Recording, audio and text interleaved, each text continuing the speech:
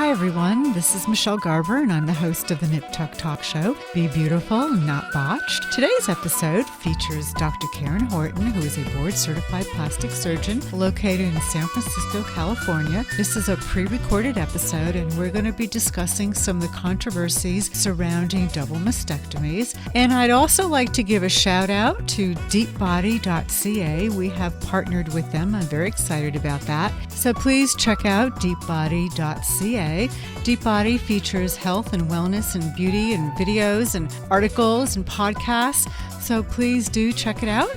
And full episodes of the Nip Tuck Talk Show, of course, are available for download at niptucktalk.com, as well as iTunes, Podbean, and Stitcher. So please stay tuned. Everyone who's in my office setting, patient coordinator, registered nurse, nurse practitioner, even the back office biller, we really care about our patients and we just want to make sure that they have a really good experience so that they don't feel like a cancer patient. They feel like a person and a woman. It's really important. Patients often seek me out because they have cancer, they know they need a mastectomy or a lumpectomy, but they care about the reconstruction results. They want to look beautiful. They want to be put back together again. And because I'm in private practice, I can really give them the attention that they deserve. And we treat every patient just so individually. And I tell my patients on their first consultation, listen, I know we're here to talk about your breast and breast cancer, but we really treat you as a whole person and we get to know you head to toe, inside and out. And hopefully in this whole breast cancer journey, coming to my office is a really positive experience. Now, according to this article in the Wall Street Journal, reconstructive surgeons seem to be very troubled towards this trend of double mastectomies. What is your philosophy about it, and why do you think there's this increase? When I meet a patient for the first time, I always have her tell me what's the situation, what's the story, and what's the plan, meaning lumpectomy or mastectomy, do you need chemo, do you need radiation? And I always say, what's the plan for the other breast? I don't ask them, what have you been told? What do you need to do? I say, what do you want to do? Because I can reconstruct one breast and make the other one match. I can reconstruct two breasts. We can just do a lumpectomy and rearrange the tissue. It really doesn't matter, but I support my patients in their decision. Now, I will ask them, what has your oncologist recommended for you?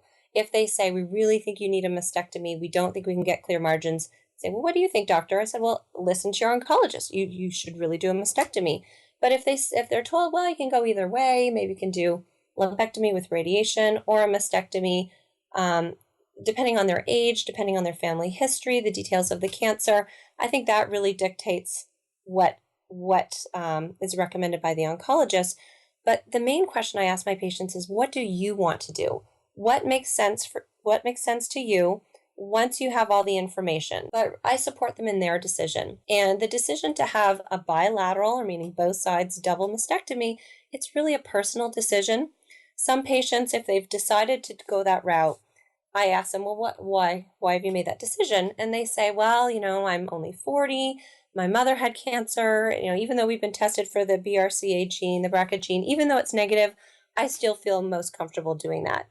Or they say, I have small breasts. I kind of want to go bigger. I think for the best symmetry, maybe I should do both. What do you think, doc? And what I explain to them is, listen, the function of the breast is for breastfeeding and erogenous sensation. So if you have a mastectomy, you will lose the ability to breastfeed out of that breast. And if you haven't had children yet, hang on to that breast because you want to be able to nurse your babies. And also, losing erogenous sensation to the nipple, that can be a really big deal for some women. Other women say, it doesn't really matter. But you have to understand that you're losing an organ that does have functions. So it's important to take that into account. But I support the patient making her decision as long as she's had appropriate counseling from all the other members of the surgery team. And that's the radiation oncologist, medical oncologist, often a genetic counselor, a geneticist. There can be often a nurse navigator. And they just have to be fully informed, and then they can make a proper informed consent of what's best for their body. Over the years, there's been advances in breast reconstructive surgery. Do you think that this is one of the maybe many reasons that women are opting for double mastectomies? There are better techniques. Do you think this all has to do with decision-making? I think it definitely does play a role, but honestly, I think the main decision why women choose to undergo a double or bilateral mastectomy is out of fear. They don't want to go down this road again. They want to have one major surgery. They want to be able to sleep at night. They don't want to worry about it. And I think that's the number one decision. And we are doing some great techniques. And the advances using microsurgery, using the body's own tissue, essentially a woman can get a tummy tuck out of it. And if she's already had children, if she has a little extra pooch there, you only can take that tummy tissue once. So sometimes that plays a role in the decision making, because say she has enough tummy tissue to build 2 new breasts and she's not sure, well, do I want to do one side or the other side? If she's wavering, that sometimes can play a role. Well, at least maybe I can clear out the breast tissue on both sides. I don't have to have mammograms anymore. I don't have to worry about it. I get my tummy tuck and I basically get my mommy makeover. And the cosmetic results, really, really great. Even in the last 5 to 10 years, some of these advances that we've made, really, you could take a before and after of a mommy makeover patient who's had a tummy tuck, and a new technique that's called a DIEP flap, stands for the Deep Inferior Epigastric Artery Perforator Flap, which is where we microsurgically transplant tissue from the tummy up to the chest to basically replace the contents of the breast. And you could take those before and after and not know whether it was just a tummy tuck or a deep flap result. Also, in terms of some of the implant reconstructions that we're offering, in my practice, I don't use tissue expanders. I don't put them under the muscle. And I have the freedom to do that because of the great work that the breast surgeons do. They basically leave a space where the breast tissue used to be. And so I do what's called an immediate single stage implant reconstruction, where I take an implant and I put it right in that space where the breast tissue used to be. So it's not very painful. The reconstruction essentially is complete at about 2 or 3 weeks after surgery, and they can get on to their life without a lot of pain, without a lot of downtime. And their aesthetic results look just like they've had a breast augmentation. It's great. So that's interesting. You don't use tissue expanders. It acts like a tissue expander, but a tissue expander has a textured surface. It's designed to be put in almost completely deflated and then very gradually inflated every week, or sometimes a couple times a week, injecting 30 to 60 cc's at a time. The implant that I use, it's a permanent but post-operatively adjustable implant. Only one of the breast implant companies makes it. And it's designed to be adjustable after surgery. So we put it in at the time of surgery. And what I tell patients is, okay, we're going to do the mastectomy. We always weigh the breast tissue. Say the breast tissue weighs 500 grams. If she wants to be reconstructed and look about the same way that she did before, I'm going to put in an implant that has the dimensions that suits her breast footprint, that has a fill volume around up to 500 cc's, maybe a little bit bigger. She wants to be fuller, maybe a little bit smaller. She wants to be smaller. But at the time of surgery, I put that implant right in the space where the breast tissue was. That makes sense to me. We're not putting it under muscle. If we're doing a nipple sparing mastectomy, the incision is right at the bottom of the breast in the natural fold, and there really is no reason to put it under muscle, because the incision is down at the bottom. The muscle really only goes down to where the nipple is. And I'll put in the implant, I'll inflate it 60 to 80% of the way. So say we can fill it up to about 400 cc's. We'll have her heal. The drains will come out in a week or two. And then by way of a little injection dome, which is called a port under the skin, I'll inject a little bit of saline, maybe 100 or 200 cc's. And by 2 to 3 weeks after surgery, she's completely inflated. We haven't messed with the muscle. She hasn't had a lot of downtime, and it's actually not a very painful procedure. It can be very fatiguing and very emotional, but in terms of the physical recovery, it's usually pretty easy, and the results look fantastic. So that's the technique that I specialize in, and I do have patients who come from other states for this procedure because it's not offered everywhere. Well, let's go back a little bit to talk about this whole philosophy about the double mastectomy. Have you seen an increase in your practice of women coming in opting for a double mastectomy, even though it may not be medically warranted, or they're doing it because they have a fear, but their other breast is clear of cancer? I think I've definitely seen a trend, maybe in the last 5 years or so. But then again, you have to remember, I have a biased patient population. I have women who come to find me because they want reconstruction. So often they've decided on having a mastectomy rather than a lumpectomy. And I do have patients who, again, they self-select because they know that I'm known for doing very aesthetic reconstruction. They either want microsurgery or they want implants in a single stage. So I can't really give you a picture of all comers. But of the patients I see, and again, many of them have the breast cancer gene, the BRCA Angelina Jolie gene, so they definitely are opting for a double. But there definitely has been a trend, at least in the last 5 to 10 years, of women seeking a double or bilateral mastectomy. Like I said, it's just, you don't know how you would feel if you were in that situation. And it's just information and knowledge is power. Right. Absolutely. And until you're in that situation, and God forbid you should be in that situation, you don't know. You don't know.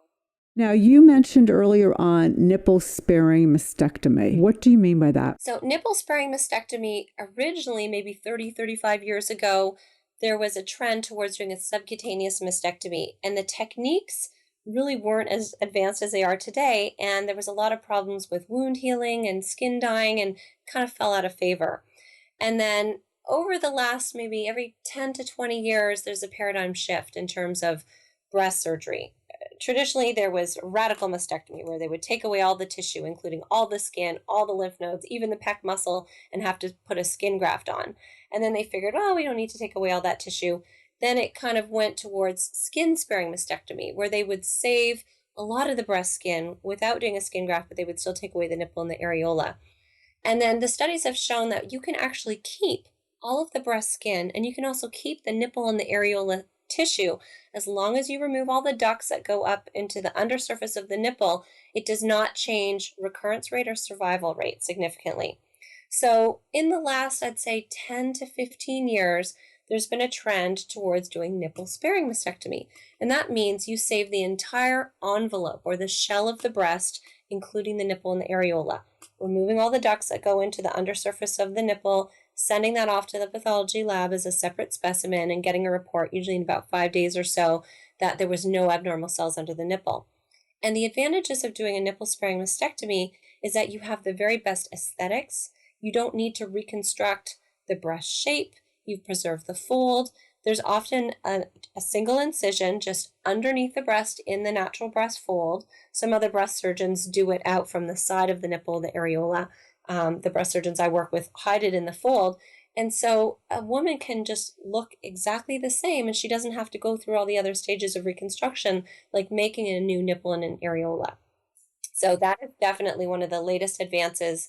And like I said, patients can just look like they are either haven't had any surgery or maybe a breast augmentation or a lift. She still loses lack of feeling, correct? Correct. You still, so all the breast tissue is removed, in addition to all of the sensory nerves that go through the breast tissue up into the nipple and the areola. So she will lose erogenous sensation to the nipple. She will regain light touch and pressure sensation in the skin, and also deep chest wall pressure. However, the connections to the brain are still there. And I do have a couple of patients who, even though the sensation is a little bit different, because their nipples were a very erogenous zone of their body, they say after a couple years, they're still working for me, doc. So I always say, don't give up hope, because again, it's very mental, and there are some brain connections that we don't entirely understand. What would you advise women that were contemplating having double mastectomy and were very confused and emotional? What would be some of the advice that you would give them?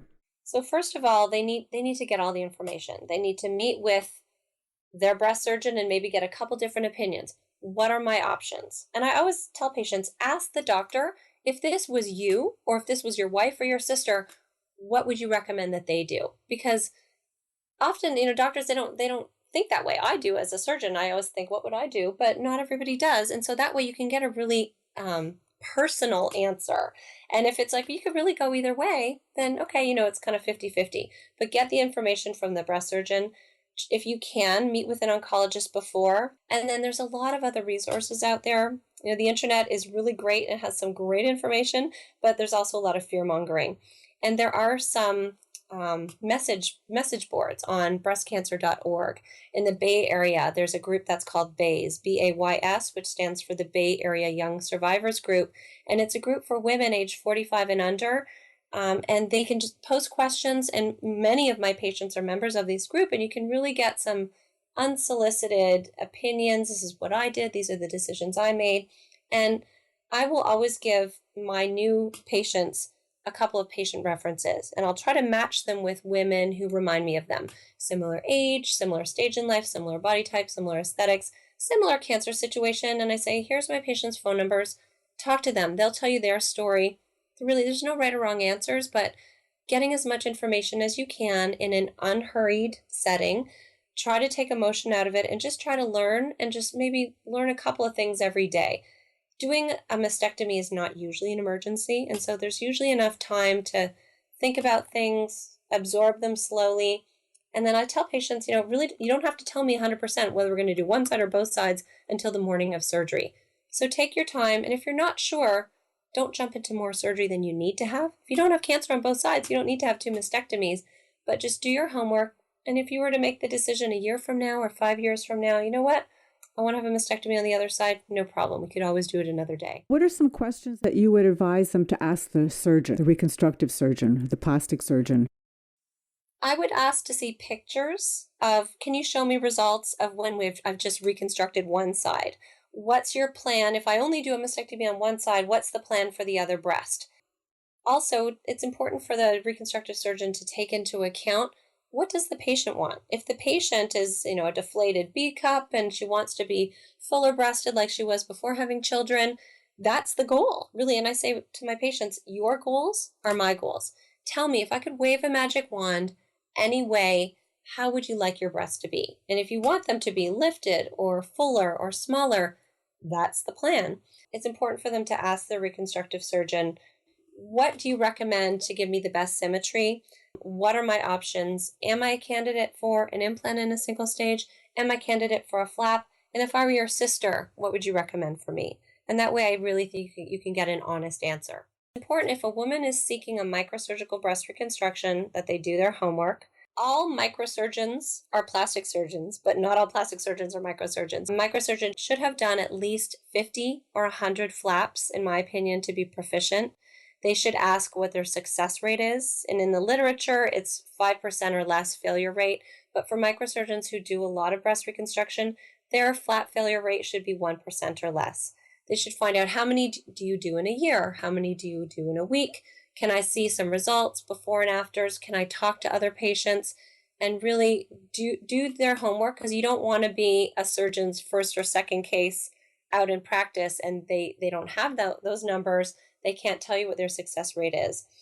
There are some online resources, and there's one website that's called diepsisters.com or maybe .org, and it's put forth by some breast cancer survivors who've had the DIEP flap, and they will specifically seek out the microsurgeons who do a lot of breast reconstruction and ask if they can put a link to their website.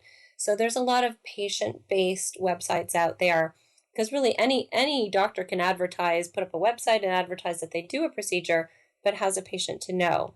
So looking at sites like that, and also finding out, is the microsurgeon a member of the ASRM, the American Society for Reconstructive Microsurgery?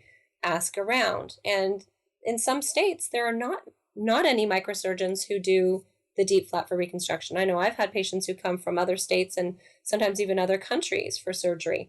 So it's important that they do their homework, because a microsurgical transplant, you can only do it once. And if it is not successful, you're basically left with nothing. And sometimes you can still do an implant for reconstruction, but it's a procedure that you want to do once, and you want to do it properly, and you want to have success. Thank you so much, Dr. Horton, for sharing all this with us. Thank you for having me. To contact Dr. Horton, her office number is 415-923-3067. Her office is located at 2100 Webster Street, Suite 506, San Francisco, California. And you can also visit her website, which is drkarenhorton.com, as well as Facebook and Twitter. And don't forget to check out Deepbody.ca at www.deepbody.ca. And remember, you only have one face and one body, so please choose wisely. Thanks again for listening. Thank you for listening to the Nip Tuck Talk Show with Michele Garber. We hope you enjoyed our show. We want to hear from you. If you have questions, show suggestions, or comments, email Michele at info@niptuckcoach.com or leave a message on our Facebook fan page at Nip Tuck Talk Show. To contact Michele directly, call 415-494-7211. Don't miss an episode. Subscribe to this podcast on iTunes, Stitcher, SoundCloud, and Podbean. If you like this podcast, please tell your friends. Thanks again for listening to the Nip Tuck Talk Show, your plastic surgery connection. Be beautiful, not botched.